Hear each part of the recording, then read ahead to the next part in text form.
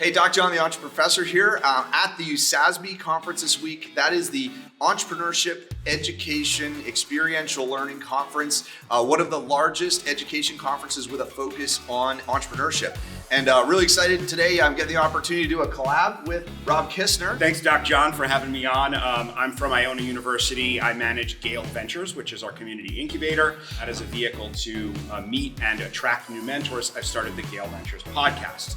We're catering to the everyday entrepreneur. So the person who's worked normal jobs and isn't quite ready to take that step to pursue it.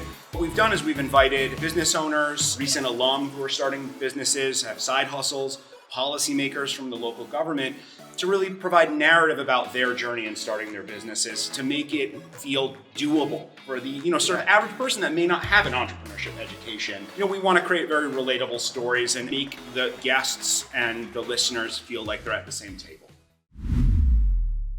I love that everyday entrepreneur. I always say my audience is accidental entrepreneurs. And so when we started talking, that was like, wow, what a great, matchup of like the everyday entrepreneur meets the accidental entrepreneur. And one of the things we've discovered in this that's so cool, and I think it relates to the concept of the accidental entrepreneurs. You have these people that have worked like a variety of different kinds of jobs in their career, especially if they're a little bit older. They may have worked cashier jobs, or they may have been teachers, or they may have done whatever. And those life experiences provide these tremendous soft skills. And I use the adjective, they're formidable entrepreneurs because they come with all of this learned wisdom that really you can't get in the classroom. So it's really exciting to see these people that don't have the educational background, but have all of these skills that they don't really realize parlays into being an unbelievable entrepreneur, and to see that come to fruition. And I think it's kind of the same thing with the accidental entrepreneur.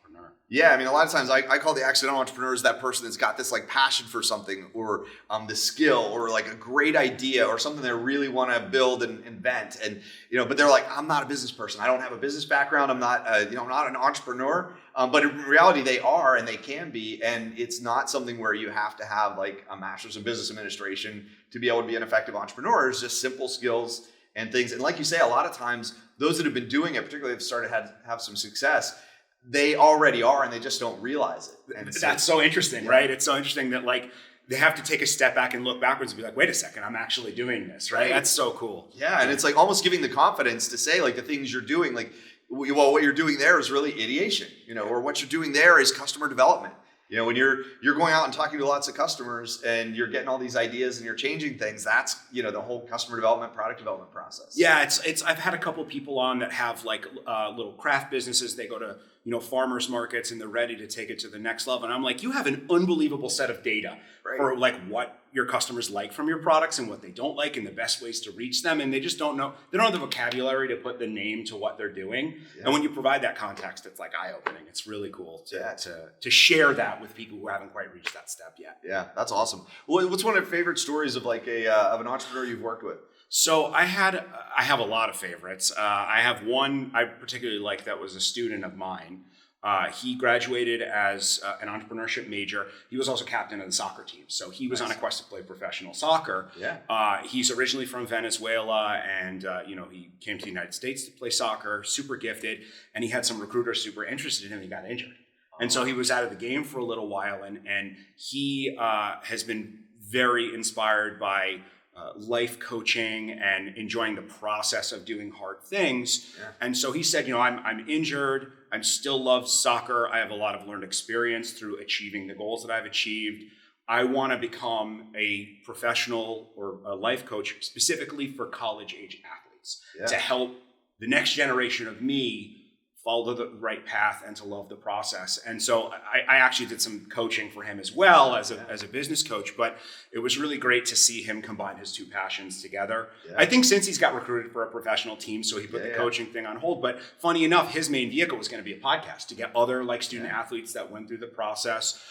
He had a colleague that had been a professional player and then changed his mind and said I had a vision of what this was like, but it really didn't match that reality. Yeah. So I'm gonna start a business instead. And so these really cool narratives around college athletes on the track to play professional sports, whatever it is. And then, the different pathways from there. So that was a really great one. The other one is I had a guest on named Erica Soto. She's an art therapist, and she does paint and sip parties and all that kind of thing. And she does not have a business background. She worked as cashier at ShopRite, and she worked for security companies. And like, she was the perfect example of somebody that had all of these different experiences and, you know, had an idea to engage kids and adults in these really like therapeutic, fun art exercises. Nice. And put all those skills together and make it happen. She has a really inspiring story. So that's a really good one as well. Definitely check out the GaelVentures podcast for these episodes. They're great narratives. Yeah, absolutely. Great stories. And well, like the athlete, I think just so interesting things about that story of like the, you know, just being adaptable. Yeah. You know, being able to like be flexible and make a pivot like that when, you know, a particular career path looks like it's going to be at least like delayed, if not eliminated. And some athletes have permanent injuries, and so that would be a good example. And then just the resilience, you know, it's like, okay, it's not a failure so much as it's a setback, or it's, you know, a disappointment for sure. And so some of the same kinds of things are like, well, okay, you just fell down. How do you get back up? And how do you keep going? How do you find that next thing? The other thing that makes me think about, I mean, just right now, the name, image, likeness, you know, the rules, the NCAA rule changes have opened up this whole world of entrepreneurship to student athletes. And so there's just so many opportunities. What I like about his story is, you know, really relates to what we teach in terms of entrepreneurial mindset. I mean, that is the growth mindset. If you have a fixed mindset and you get injured and you can't play professional soccer, it's like, well, that's the end, I'm done, right? Yeah. But he didn't look at it that way. He said, well, like, I can't do that right now, but I have knowledge, I have skills, and I have a passion. Let me think about other ways that I can use that. And that's like the essence of what entrepreneurship is. Yeah. So it's pretty cool to see the application of what we had taught him in the program. It's kind of cool. That's awesome. Yeah. So what made you decide to do a podcast? What was it got you excited about that idea? So my professional background before being in education, I was a small business owner for 10 years. But before that, I was a professional audio engineer. I worked in the music business. I managed a recording studio. And I got out of that. I got super burned out of the music business, especially managing a studio during the summer of 2008 during the economic downturn. It was pretty brutal. Yeah. And the business I started was teaching digital arts and creative technology to kids. So I was always in that space. We had a recording studio in our facility, and we taught like animation, game design, all kinds of cool stuff. And I wound my business down during the pandemic, and I had been teaching as an adjunct at Iona since 2018, and the opportunity to come full-time and manage this incubator space came around in 2022. And to keep a long story short, the real focus of my job when I first came on was managing a federally funded grant to support military-connected entrepreneurs. Yeah. I don't come from a military background. I didn't really know much about that, so I immersed myself in military and veteran entrepreneurship for a year and a half. That grant is now, that was an unbelievable experience, huge learning experience, but that's a whole other episode. Great. But, you know, I always wanted to bring my, you know, media production skills to what I did at Iona. I just never really had the bandwidth to do it. And after that grant started winding down and my role really transitioned into managing the mentor network, I said, hey, like, I know audio engineering, I have the equipment, I'm pretty good at talking, I can probably do a decent interview. Let me throw a podcast together and see what happens, because the ulterior motive with the podcast is I can reach out to local business owners, have them on and say, like, listen, you have a great story. I think the students would like you. Why don't you think about mentoring our students? So it's a vehicle to attract new mentors. Yeah. And, you know, I got into a nice cadence with it, and I'm having a lot of fun with it. And so I'm bringing this, you know, the concept that entrepreneurs have where you just show up and be consistent. So I'm trying to get an episode out every week and be really consistent with my cadence. But it's really just been a labor of love. It's just like, honestly, been for fun, and I'm also checking a box to recruit mentors. So yeah, that's awesome. Yeah. So who would be your target listener? When if somebody like who's gonna like listen to your podcast and be like, I love this, I gotta tell everybody I know about it? That's been something I've been really trying to identify. I mean, again, I'm targeting the everyday entrepreneur, like the person that doesn't have an entrepreneurial background. In fact, I have a lot of listeners in the military entrepreneurship space. Like, I have a guest on my podcast. Her name is Tina. Absolutely awesome. Her business is called Unleashed Creative Studio, and it's just helping people get in touch with their creativity as a therapeutic means. Unbelievable. Yeah. Great episode. But at any rate, like, she went through VWise, which is from Syracuse Institute for Veteran and Military Families Entrepreneurial Boot Camp. And I was coaching her as a business coach. Yeah. And so she loves tuning in to hear like where other people are in their journey, what their challenges have been. We actually in our episode really dove deep into imposter syndrome. So she's always interested in hearing how other people experience that. So it's kind of like the people that haven't had a formal entrepreneurial education, they haven't had a background in business necessarily. They're sort of early stage or maybe generating a little bit of revenue. They may have a product in the market or be delivering their service, but like, I want them to feel that they're not alone. because entrepreneurship is really isolating, and we're all in this together. And that's really my target is the people that need that sounding board. Yeah. In season 2, we're going to shift our focus a little bit. We're going to be bringing some of our mentors on as subject matter experts and providing some very actionable tasks in different disciplines. But we're going to keep the narrative piece to it, because every single guest drops some piece of wisdom that just blows my mind every single time. And I can't let the storytelling go. Yeah, that's amazing. That is so I mean, maybe give an example of like somebody dropped like a mind-blowing nugget. Oh, putting me on the spot. Yeah, right? Actually, Erica Soto, I mean, this is so obvious to anybody that teaches entrepreneurship, but we were talking about like the resources that new entrepreneurs have today that we didn't have, let's say, 5 years ago. And it's like unbelievable. Yeah. And she said, if it's free, it's for me. And I was like, what that sparked in me is I actually want to think about starting this as a segment on the podcast. I want to call it the lazy entrepreneur. Oh, I where love it's that. like all the bootstrapping, right? All the tips and tricks. And like, she's like, I go on Reddit for my customer discovery. I'm using ChatGPT to write my class descriptions. Like she listed out all the stuff. And it's just like, I don't think everybody realizes what they have access to. And I think it's our role as entrepreneurship educators to say like, it's okay that you've never started a business and you've never done a financial statement. Yeah. We have tools to help you with that. And most of them are free. So I really appreciated that. Just the slogan, if it's free, it's for me. You know, I love that. I love that. Well, I just think about like, you know, if you were marketing 10 years ago, 15 years ago, if you were starting a business, you'd have to hire a graphic designer, you'd have to hire a marketing agency, you'd have to hire somebody that's going to do all that work, and you'd pay, you know, thousands of dollars for those kinds of services. Or printing, you know, you go to a print house of some sort, and then you would try to get something printed or produced. And now it's like you go on Canva, free version of Canva, and you can create things that, you know, that you'd pay thousands of dollars and not get anywhere near as good of results in the past. It's amazing. And yeah, I mean, like, you know, you mentioned, I mean, all the different AI tools that are available to really create shortcuts. I love your idea about like, you know, Reddit as a you know, finding customer discovery opportunities and talking with people. And that's really interesting. I didn't really think to use it in that way. Like I love Reddit. I'm like a DIY person. I like being able to repair my own mountain bike and all that kind of stuff. And so like Reddit and YouTube are my best friends.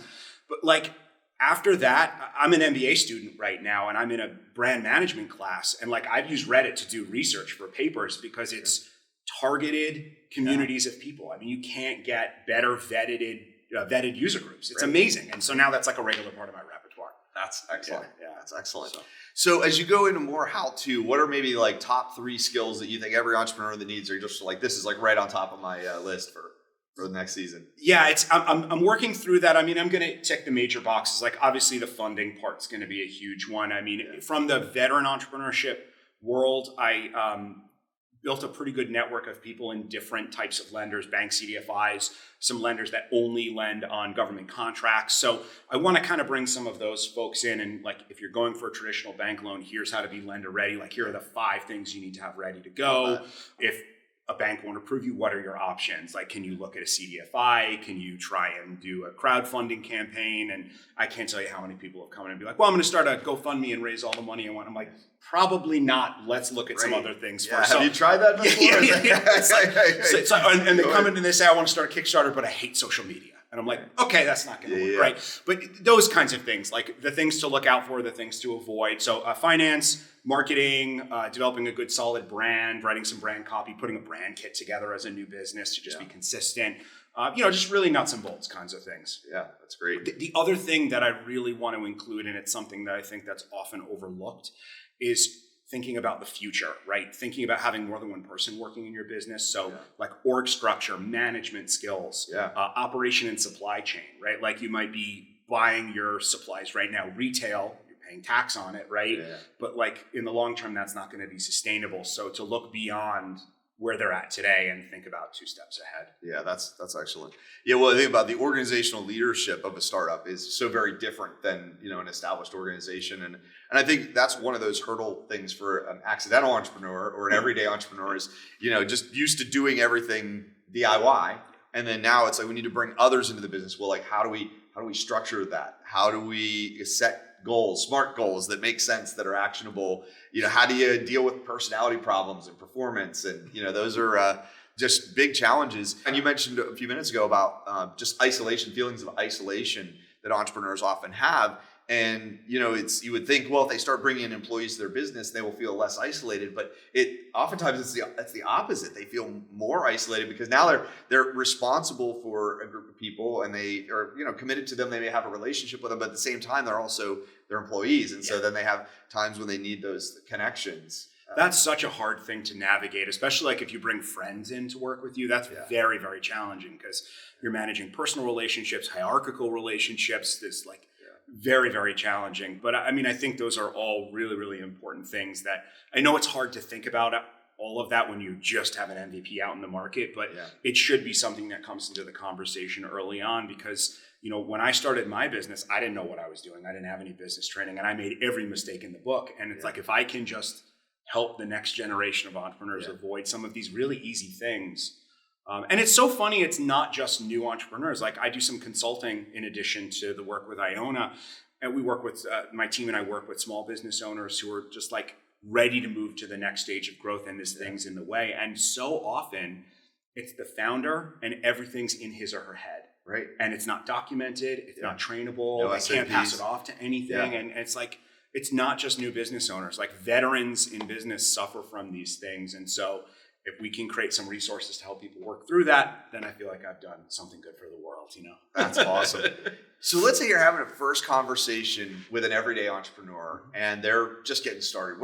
What would be like the 3 tools or skills you would say, this is where you really need to start? I mean, I would say first and foremost, like, don't keep this close to the vest. Like, get comfortable sending cold emails, getting out in the market, like the whole customer discovery thing. People are like, well, people are going to steal my idea. It's like, newsflash, somebody's thought of it. They just haven't done it yet, or you could do it better, right? Yeah. So it's like, definitely, get out, talk to people. Don't be scared to receive constructive feedback or negative feedback. I think that's number one. I think find a way for you to monetize your product early on. Get it out to farmers markets.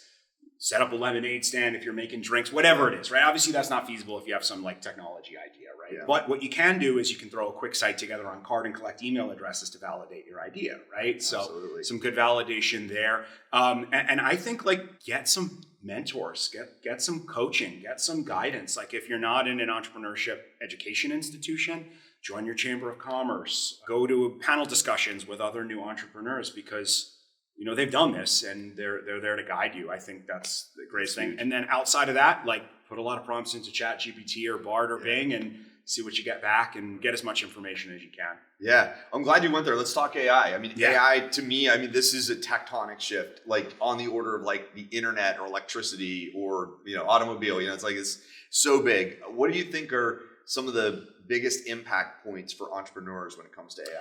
I like to think of it as like a second brain. It's almost like you can treat, whatever AI platform you use as an employee, right? Like if you're not a marketing person, use AI as your marketing department, right? Like you have to come up with the core concepts. You need to have a brand, you need to have good language, but like you don't have to think about making social media posts or drafting copy for an email marketing campaign to the same degree that you used to, right? So treat it as your marketing department. Treat it as your finance department. It's not that good at math. I found some really serious issues, but at least you can, pose some questions. The other thing is I love making contracts. I love making MOUs. I love making sales agreements in ChatGPT. I've had so many rock solid bills of sales for selling goods. I sold 2 vehicles and I got the bills of sales written by ChatGPT and they were like dead on. Terms and conditions for your website, or I was helping a client that was hosting parties for kids. They'd register on Eventbrite and all this kind of stuff. And like she needed very clear terms and conditions. Yeah. We had ChatGPT put it together like that. And she doesn't come from a legal background. So, that kind of thing where, especially in the legal world, like you can get contracts together, you get a nice draft and then you give it to a lawyer to proof and they only charge it for 1 hour instead of 4 hours. Yeah. Like lawyers charge $350 an hour. I mean, that's impactful to a small business owner. Absolutely. So that's really cool. And also like, I love using AI for stakeholder engagement, like have it help you come up with survey questions and interview questions. Like unbelievable, Yeah, it's a lot of different ways it can kind of contribute to things that would have taken a lot of time lately. You mentioned entrepreneurs having so much in their head, not on paper. I've worked with a couple of different companies where I've suggested use AI to create your SOPs. Yeah. Because I think, when someone hears SOP, like standard operating procedure, that sounds like a big, heavy, difficult project. And I find most of the time a good SOP is like a list of bullet points. But some people just won't feel good about that. They won't feel like it's solid unless it's got like, written paragraphs. And so, just taking those bullet points as talking points, and even could be like read it into Otter.ai or some kind of like, voice recognition just to get the main points. Then throw into AI, like turn this into a formal SOP document, standard operating procedures document. Like that can be a very easy way to take care of some administrivia.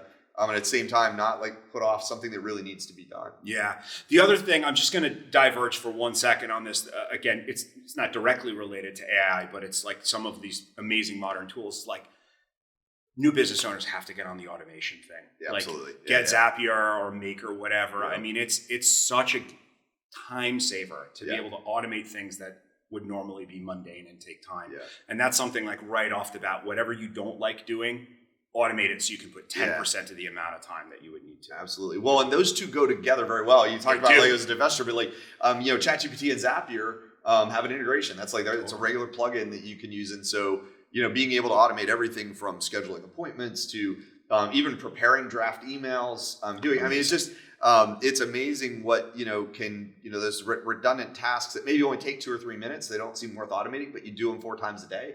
You start to add that up over time. That's really big. Those tools are powerful from an operations perspective. I'll give you a practical example too, because I was managing my podcast in a really old school way. Like I was sending emails to people and then getting their headshot and their bio, a bunch of emails back and forth, and I would just drop them in a Notion database and there'd be all my notes and everything. It was because we were in the midst of the fall semester. I wasn't thinking clearly. And during the break, when I had a little time to reflect, I said, I'm wasting so much time with this. Yeah. So I set up an Airtable database with using interfaces. I made a nice, simple form. No code platform. I love it. Yeah. Airtable's like my lifeblood. I collect headshot, bio. I let them suggest a title for the episode. Yeah. A couple other key pieces of contact information. Once the form is submitted, I have a Zap that replies back, that thanks them and sends them a Calendly link to book the recording date. And then I have everything I need. I have all the material to put together promotional. I mean, I could even take it a step further and like use some AI to automate like descriptions of the episode and all that. I haven't gotten to that yet. But now like I don't have to do anything administratively except prep for the episode. Nice. And before it might have been like 10 emails back and forth about, do you want to do it in person or online? Can I have your headshot? Send me your bio. Oh, that's too long. I'm going to edit it and send it back, right? Like that cut down hours of work for prepping for episodes. Yes. So use those tools. Unbelievable. Amazing. So what's 2024 look like for the everyday entrepreneur? 2024, I think we touched on it. It's like really being concrete with how you can incorporate some of these amazing digital tools into being a new small business owner. I mean, I don't think it's an option to not use them because when you look at a competitive landscape, like your competitors, they're using them. They're out there. So don't be afraid to play with them. I think that's the other thing. A lot of people that like aren't digital natives or like maybe just aren't super tech savvy. People are like nervous about setting up accounts with some of these things and tinkering with them. First of all, there's a million resources out there. Get on YouTube. Look YouTube best AI tools for small businesses. You'll find great resources. Well, I think we both discovered we follow the same TikToker, Max Miro. Make with Max. Awesome. And that whole YouTube as well, and just a lot of great ways to like look at how do we create a pretend product. Well, let's use a card landing page, or create an automation with Zapier, or use a no-code platform to build out processes, and just a lot of those 1 and 2 minute blips of like here's how you can do this. I mean, to be able to get a landing page and get your product out in the market in like a half hour, I mean, that's you have to be able to do that quickly and easily. Yeah. The other thing I would say, and I think Logan Aguero was talking about this, is like platform overload. There are so many tools that it's like you sign up for accounts with all of them and they all do different things and you can't figure out which one is right for you. So it's kind of a double-edged sword with all these tools. And I think the root of navigating that is systems and procedures. Really get to the root. Like if you have a sales process, be very clear of what that looks like and find the tools that fit your process. Don't try to like change your workflows for the sake of using a tool just because other people are using that tool. Yeah. That's one of the things as a business consultant, we work with a lot of businesses is like you're making a lot of money, but you're not able to grow because you don't have the systems and procedures that's supported by the tools to actually let you work more efficiently. I just thought of this the other day, like you can hand somebody a hammer or a saw and they're not going to know how to build a house, right? So we need to have blueprints and systems and a plan. And those obviously in business are very dynamic. Sure. But I think a tool is a tool and a system and a process is reinforced by that tool. So I think keep that in mind as to not get the platform fatigue. Yeah. Well, and I think with that, there's an opportunity to apply the entrepreneurial process. It's like, taking one concept and saying, okay, I've got this problem. It's taking me all this time to do X. What is really the job to be done there? Yeah. Because sometimes you can just rethink the process around it and you don't actually have to address the problem. The problem just doesn't exist. Goes away, right? Yeah. And then, but, I think about like prototyping, an MVP doesn't have to be a product in the market. It can be a potential solution for a problem that's very manual. And then now all of a sudden, it's like, okay, now that I've taken a manual process and I've automated this tiny little piece of it. And now like, is it maybe that I did, part of the problem is now addressed with a Zap. And like, maybe now I'm going to add like an email response, and maybe now I'm going to add an AI component. Exactly. And like, all of a sudden you're kind of building out this product, which is really just a solution to a problem. Instead of selling it to someone else, you're selling it to yourself. And I think that kind of helps with the ocean of tools, because that's almost like open ideation. You might ideate and come up with, okay, well, here's 10 technologies that a lot of people are using. Like no-code platforms. Do I use Glide? Do I use Airtable? Do I use Graphite? Do I, like trying to figure out like which one, but I'm going to maybe spend, 10 minutes kind of reading through things on each one. Or better yet, I'm going to like drop the websites into ChatGPT or Bing and say, go look at these websites and give me a summary and comparison, right? Genius. And, right? and then from there, it's like, then like really pick, like maybe there's one or two to do an experiment with to see how they really work. Because until you live it, until you use it, you don't really know. It's like, it sounds great when somebody says, oh, this thing will automate this and whatever. But until you use it, you figure out, wow, that doesn't really fit my application. Yeah. So. Yeah. And I think to your point as well, like when, if you think about the different aspects of your system or your process or your procedure, it's almost becomes modular. Like there's these different components where you can swap out these different tools to almost take that out of the equation. And I think approaching this from a little bit of a systematic and procedural mindset will help you kind of compartmentalize those pieces and look at a global level. I mean, I would say just like lay it out with Post-its on your tabletop, like all of the steps to like making your product and getting it to your customer. And like, okay, now you see this at a global level, like let's take these out and like replace that with some no code and some AI. And I've just saved myself 10 hours a week. Yeah. But it requires the systems thinking to really be able to do that. And that doesn't come naturally to everyone,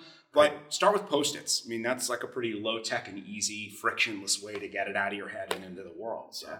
Absolutely. I love it. So I know we're almost out of time, but you're teaching entrepreneurship. So a student comes to you, you have 4 years. Talk about the transformation you envision for that person. Like, what do they look like when they come in, and what do they look like when they're finished? Yeah, that's it's interesting because we get students from a lot of different disciplines and a lot of different touch points. But if we use the case of a student that's like majoring in entrepreneurship, they're obviously curious about it. Maybe they had some kind of little side hustle in high school. The biggest thing is confidence, right? Like, being confident to ask questions, being confident to try new things without being afraid of failing. Like that's always something we struggle with college students is the fear of failure, the fear of doing something wrong. Like there's no right or wrong answers when you're an early stage entrepreneur. You just have to try a lot of stuff. And like, if it goes wrong, that's great. It's a learning experience, right? Yeah. But the other thing as well, and if I can foster this in my students, I feel really good, which is leveraging the resources that they have. And the one in particular I'm talking about is the fact that they're a student. Like a student can send a cold email, send a letter, send a cold call, send an email and say, hey, I'm a student. I'm doing a project on X, Y, and Z, and I would love to ask you a few questions. And it disarms people. And they call back. They call back, and worst case, they don't answer. But very rarely are you told no. And if you can play that student card, you get access to the entire world of resources. And there's still this lack of confidence and fear of like rejection in that. And it comes back to growth mindset, right? It's like, even if they don't choose to open a business, but to go into a career with that mindset makes them much stronger. It's interesting you talk about the career piece. A lot of times when parents talk to me about, why an entrepreneurship degree and not maybe like just a traditional business degree or some other, degree in a particular field. And, I talk a lot about entrepreneurship is a mindset that is just as valuable or powerful in a work setting as it is if you're trying to start a new business from scratch. And I would even say, businesses now realize there are big threats in the world to their existence, no matter how big they are.